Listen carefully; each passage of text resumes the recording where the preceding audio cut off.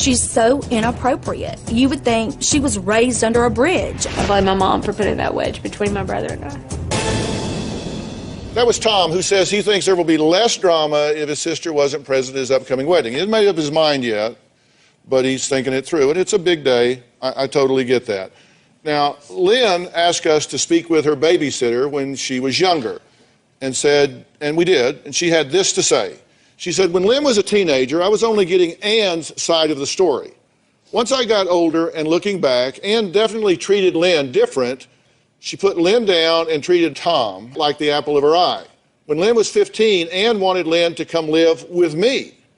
That's what the babysitter had to say. This is just somebody that hadn't got a horse in a race. That's what she had to say. Am I allowed to say something to that? You can say anything you want. I gave your team a letter that I kept from the babysitter, and that's not what the letter says, and that's from years ago.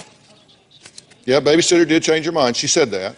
She said on reflection that she thought about it long and hard, and that's what she said. She says that Ann wanted Lynn to come stay with her. No, she offered in her letter for that. She said she didn't want to get in between us, but she wanted to offer that to me to give us a break from each other. Read that letter, please. Do you play favorites? I don't know if you call it favorites, because I don't love one of my kids more than the other, but we do cheer for Tom and Nick. They haven't made bad choices, and I know that they could, and they might, and I'll have to deal with that, but it's so hard because I come from a family that it does have high expectations. I get the feeling in your coming here that you wanted to convict her. That coming here, you wanted to convict her.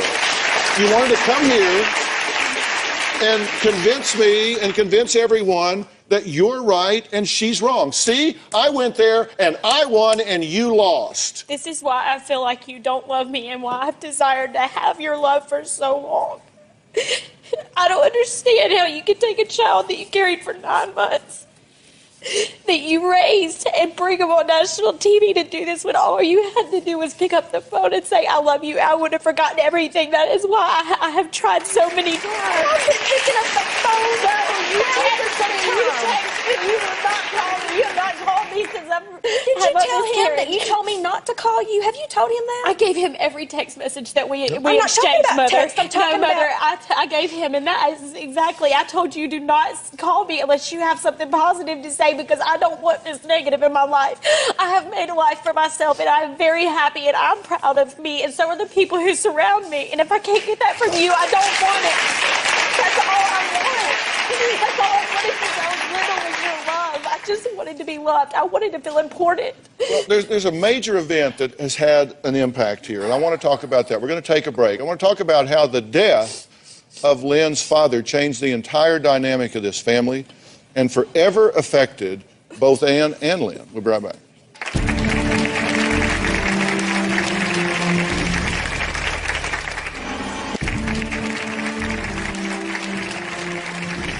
As we mentioned earlier, Lynn and Ann both witnessed the horrific death of Ann's husband, who was also Lynn's father. Lynn says no one ever taught her how to grieve for her loss. Take a look at this, and then we'll talk about this and hear what you had to say. When I was 4 years old, my dad was killed in a car accident. Lynn and I were coming home, and we came around a curve in the road, and we saw a truck that was torn up. I realized it was my husband's truck, and I just lost it. I still to this day remember my mom screaming, "You can't do this to me." He was dead on impact. I remember the fire department using the jaws of life to get him out. I remember that sound to this day. They let me lay next to him when they took him to the hospital. That was very painful for both of us. Well, that's one of my earliest memories. And I was Daddy's little girl, so that was really hard. I don't feel like my mom was really there for me. I had to learn how to grieve on my own. It felt like my whole life